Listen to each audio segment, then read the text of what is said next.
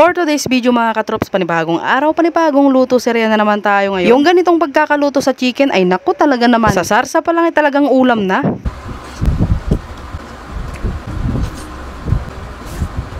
So, ayun mga katrops, dahil na-ready ko na nga lahat yung mga sangkap na gagamitin ko, kaya naman tara, simulan na nga nating magluto. Bale, nagpainit nga lang ako dito ng kawali at konting tamika nga para gisayin itong bawang at sibuyas. Inantay ko nga lang itong mag golden brown, tapos inilaglag ko na nga dito yung mga nahiwang karne ng manok. Habang sinasangkutsa ko nga ito mga katrops, ay naglalagay na nga ako dito ng mga pampalasa tulad nitong durog na paminta, betchin seasoning granules, at gagamit nga rin tayo dito ng tomato sauce. Pwede nga rin pala kayo ditong gumamit ng tomato paste. Yun ay kung gusto nyo lamang. Bale, nilagay ko na nga lahat yung tomato sauce para nang sa ganun ay mas maging masarap nga ito. Tsaka ako lang ito gigisa-gisahin ng maigi hanggang sa maging ganito na nga yung itsura niya. Abay, tignan nyo naman yan mga katrops. So, hindi pa nga naluluto pero talaga namang pwede ng ulamin. Kailangan nga rin pala natin ditong maglagay ng toyo. At ito nga lang yung gagamitin nating pampaalat. Tsaka para mas gumanda nga rin yung kulay ng ating niluluto. At nung medyo mapagmantika ko na nga ito mga katrops, naglagay na nga rin pala ako dito ng asukal para nang sa ganun ay may kaunting tamis. Maglalagay nga rin pala ako dito ng nakalata na green peas. Sa paglalagay nga nito ay optional lang. Nasa sa inyo kung gusto nyo maglagay o hindi. At kung gusto nyo nga rin pala magluto ng ganito ay mas maganda kung maglagay nga kayo ng kahit anong gulay na gusto nyo. Tulad ng carrots, patatas, ganon, bell pepper. Basta kung anong trip nyo, edi yun. Sa amin kasi ay walang available kaya naman nagpabili nga lang ako ng green peas. Para nang sa ganon kahit papano ay magkaroon nga ito ng maganda-gandang kulay. Bale, kanina nga pala mga katrops ay naglagay nga pala ako dito ng suka para nga hindi agad ito mapanis. Hindi naman ito aasim dahil kaunting-kaunti lang naman na suka yung nilagay ko. At ganon nga lang kadali mga katrops ay ayan, meron ka na agad masarap na ulam.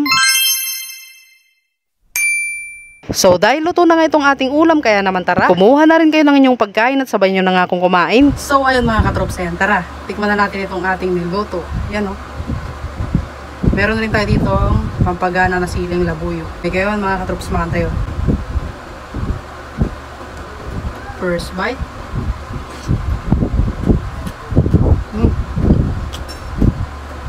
Sarap.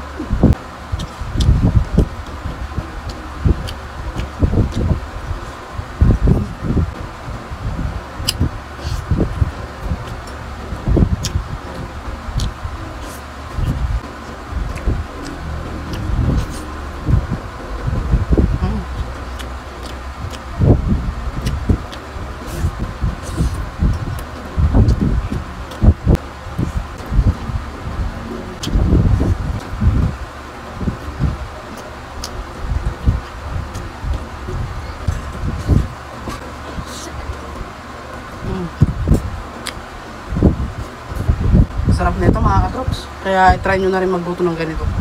Sa palang ulam na.